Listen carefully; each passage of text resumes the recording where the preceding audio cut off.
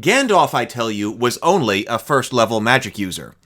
I can hear you screaming at me through your computer already. What are you talking about? While indeed gone are the days that we believed Gandalf was 30th, 40th, or even 50th level. He was surely 5th. Such was conclusively demonstrated by the much-esteemed Bill Seligman in the holy pages of Dragon magazine in the year of our Lord, 1977. Oh, really? Well, Bill even once toyed with the idea that Gandalf wasn't even 5th level, but he didn't want to push his point too far. But times change, my friend, and I am here to go where even Bill himself feared to tread. So, with my trusty 5th edition PHB in hand, let's take a look at all the magic that Gandalf performed and see exactly what is so high level about him. Let's begin by leafing through the Hobbit, shall we? And while we leaf through its venerable pages, I might as well enjoy a bit of leaf myself, in true Hobbit style. Much better. Now, where were we? Ah, yes. The Unexpected Party, where Gandalf manages to turn his smoke rings green and make them float above his head. Prestidigitation, minor magical effect. That's a cantrip. We can also note that in order to mark the Hobbit's door, Gandalf doesn't even bother to use Wizard's Mark. He just scratches up old Bilbo's door the old-fashioned way with his staff. Next up, tricking the trolls with ventriloquism. This is a minor illusion, a cantrip. Now, as we go, we get to the Misty Mountains, where he does do in some goblins that are kidnapping Bilbo and the dwarves. And I quote, "There was a terrific flash like lightning in the cave, a smell like gunpowder, and several of them fell dead." Lightning bolt, I hear you say. That must settle it. Gandalf must indeed be 5th level in order to have performed such a tremendous magical feat. But not so fast, my friend. That does not settle it at all. Witch Bolt, a first-level evocation spell. Allow me to quote the esteemed pages of the PHB. A beam of crackling blue energy lances out toward the creature within range, forming a sustained arc of lightning between you and the target. Why, it even inflicts lightning damage. Gandalf could have gotten off 2 different Witch Bolts at level 1 and downed 2 goblins. But I can hear you coming at me again already. You say, "Did you even read the book, you dolt? It says several goblins fell dead. And even if Gandalf did kill 2 goblins with Witch Bolt, since when is 2 considered several, you dim-witted dingbat? Therefore, it must have been Lightning Bolt. The goblins are in close quarters, and the Lightning Bolt hits all creatures within line of sight. That would kill several goblins. Done and done." Oh, well, back away from your keyboard, oh voracious and ravenous YouTube commenter. What about Magic Missile, then? Each casting creates not 1, not 2, but 3 darts. I know. Magic Missile causes force damage, not lightning damage, but that's easy enough to solve. See, for instance, Lore Mastery School within Unearthed Arcana. Maybe Gandalf had that or something similar. Yes, but he would have had to have been 2nd level in order to get the Altering Spell's ability. So Gandalf must be 2nd level. Ha! Pish-posh, I say. Making a wizard 2nd level for such a simple change to a single spell? Not required. The DM let him have that for free as part of the world building of Middle-earth. And also, do I have to remind you that Gandalf has both his magical staff and the ring Vanya? It stands to reason that either of those could well change the type of damage that Magic Missile does, from force to lightning if so desired, if such a minor magical change wasn't just already something within the spellbook of Middle-earth anyway. But, you say, goblins have 7 hit points. Check your monster manual. Magic Missile can only inflict 1d4 plus 1 damage. There is no way that Magic Missile can drop several goblins. A single missile can't even drop 1 goblin. Oh no, my friend. Look again within the pages of the monster manual. Goblins have 2d6 hit points. With some low rolls, you have yourself several goblins that can easily be felled by Magic Missile. 6 Magic Missiles can kill several goblins. I'd give the spell of gunpowder to the wizard for free. But, you say, no time for it. But, no time for that either. We are moving on to the escape from the Great Goblin. Just at that moment, all the lights in the cavern went out, and the great fire went off, poof, into a tower of blue glowing smoke right up to the roof that scattered piercing sparks among the goblins. Notice that nowhere does it say the goblins died from the sparks. It just made them angry. All of that putting out the fire, the smoke, the shower of sparks, textbook example of prestidigitation. Only a cantrip, but a very effective one at that, if I may be so bold as to compliment the great Gandalf himself. Pages later, when running from the goblins, Gandalf provides light. Please, light. Evocation cantrip. Later still, Gandalf lights up pine cones to toss burning upon the wolves. Once again, it's easy enough to light up pine cones with prestidigitation, color them and produce some sparks and smoke. We can be sure that if Gandalf had the ability to cast Fireball, a 3rd level spell, and torch those wolves, he would have done it, and skipped the rather cumbersome material component of the pine cones. Clearly, Gandalf has no access to a spell as powerful as Fireball.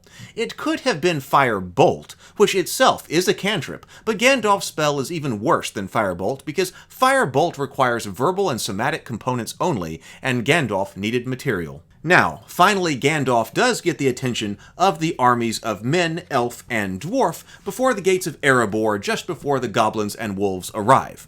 "Halt!" he called in a voice like thunder, and his staff blazed forth like lightning.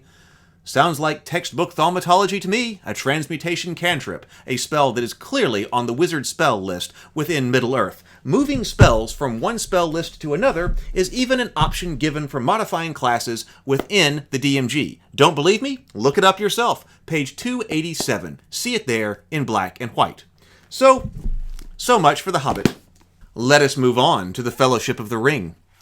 Gandalf's fireworks display at the long-expected party need not be magical at all. Arguably, the very first display of Gandalf's magic is the intimidation of Bilbo. Gandalf's eyes flashed. "It will be my turn to get angry soon," he said. "If you say that again, I shall." Then you will see Gandalf the Grey uncloaked. He took a step toward the Hobbit, and he seemed to grow tall and menacing. His shadow filled the little room. That's just thaumatology, a cantrip, which we have already established is on the wizard list in Middle-earth when we were going through The Hobbit. Now, perhaps one of Gandalf's most dramatic battles was with the Nazgul at Weathertop, which when seen from a distance was only flashes of light. We've already covered such a spell with the battle with the goblins in The Hobbit. Here, Witch Bolt is even more likely than lightning-based magic missile because, most assuredly, Gandalf does not kill several Nazgul in the battle. If you must say that the taming of Shadowfax is magic, then so be it. Animal Friendship is a 1st level spell. It's easy enough to put on the wizard list as well. Please note that Gandalf is not responsible for the flood that swept away the Nazgul at the Ford of Brunnen. That was Lord Elrond. The river obeys his command. Prestidigitation, minor illusion, but good heavens, Shape Water is only a cantrip, and it allows the caster to form water into shapes and to animate them. Gandalf's effect was just visual anyway. Later, Gandalf manages to light a fire in the snowstorm. Cantrip again. When attacked by wargs, Gandalf simply picks up a burning branch and once more relies on thaumatology to intimidate the attackers. Then, once again, he uses the cantrip to light his way in Moria. Now, also within Moria, Gandalf orders the Fellowship to flee as he attempts to magically bar the door against the orcs and whatever else lies beyond. It works for a while until the door is broken. At first glance, this does appear to be a rather sticky point. Arcane Lock, perhaps? The 2nd level abjuration spell? A 2nd level spell? Is it really so? Do we really and truly have documented evidence that Gandalf must indeed be a 3rd level wizard in order to have cast such a spell on the door? Tell me it's not so. Well, thankfully, I hardly think it's likely.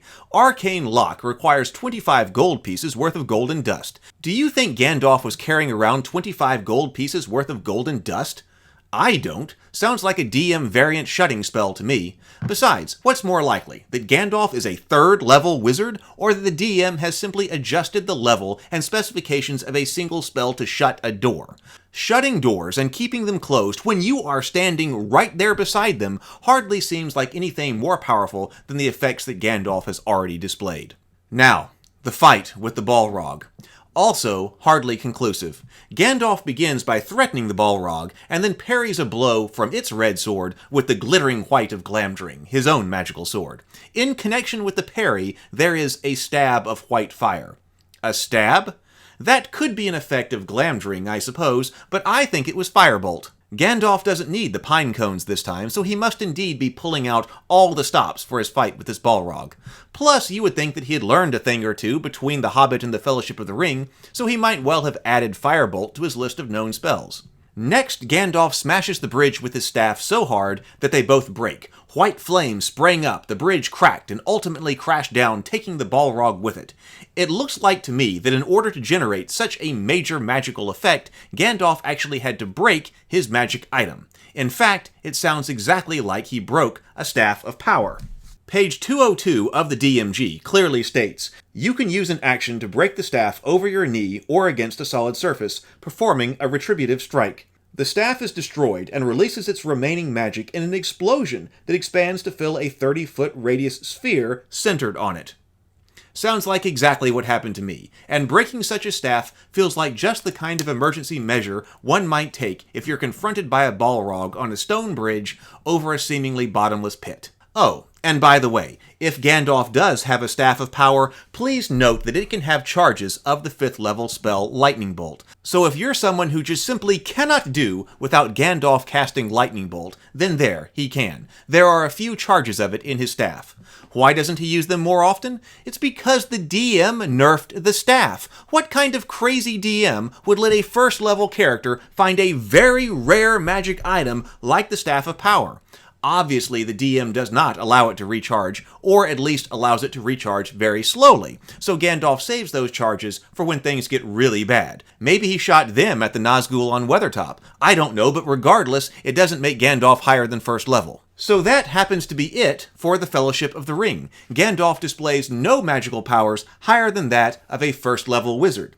But, you say, that was Gandalf the Grey. What about Gandalf the White? Surely when he returns in all of his glory, he's a 5th level character, and that's what allows him to throw down with such great magical power. Well, we shall see about that too. Let us examine the 2 towers. Sure, when Gandalf the White appears, Aragorn's sword blade catches fire and Legolas's arrow ignites in flames, but really that might just be more thaumaturgy. Prestidigitation might also cover it. There's nothing really overtly powerful here. Gandalf then certainly goes back to his old favorite thaumaturgy when in Theoden's hall. He raised his staff. There was a roar like thunder. The sunlight was blotted out from the eastern windows. The whole hall became suddenly dark as night. The fire faded to sullen embers. Only Gandalf could be seen, standing white and tall before the blackened hearth. Thaumaturgy appears to be Gandalf's quintessential spell. Arguably, Gandalf commands Saruman to return to the Rail at Orthanc. Fine. Command, 1st level enchantment handles that just fine.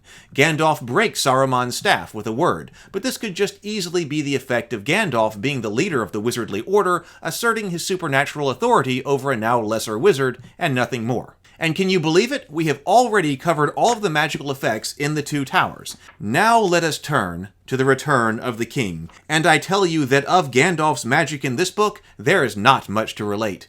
Gandalf uses a shaft of white light to scare away the winged Nazgul during the rescue of Faramir. But so what? That could be another casting of Witch Bolt, but really, there is so little recorded of it that it might as well be a magical flashlight. Then Gandalf uses white light again to intimidate the mouth of Sauron and take from him the mail, the elven cloak, and sting, but really, that's just Gandalf's old standby, thaumaturgy. And that, my friend, brings us to the end of Gandalf's magical powers in both The Hobbit and The Lord of the Rings. Gandalf was a 1st level wizard. Some older hands at gaming will indeed be shocked. Why, back in 2nd edition, we had to walk barefoot, uphill, both ways to magic school, and fight our way all the way to 5th level before we could even turn a smoke ring green.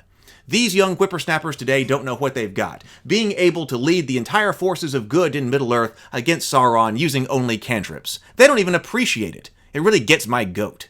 And thank the Valar that some kind soul on the internet has developed rules for 0th level play in 5th edition because it doesn't officially support it. I mean, what an oversight. But at least with the 0 level homebrews, I'm finally going to be able to play Middle-earth games in D&D. How else am I supposed to represent Bilbo and all those dwarves who are stumbling around Middle-earth and constantly getting captured? Why, there was scarcely a hit point between the lot of them. And how else am I supposed to represent Frodo, Sam, Merry, and Pippin? 1st level? Ha! That would make less sense than an ent on the raceway. Thank you for watching, and perhaps I will see you for my upcoming video entitled, God is Only 2nd Level.